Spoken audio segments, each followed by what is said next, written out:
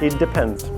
So there's two different ways of taking out a private medical cover. One of them is what they call full medical underwriting. When they actually do tests, make sure they check your medical records, and if anything's on there, they will exclude it forever.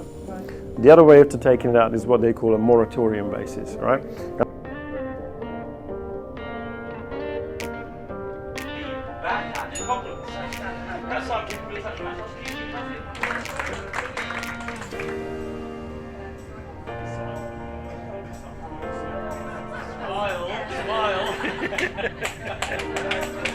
That are paying bills that don't.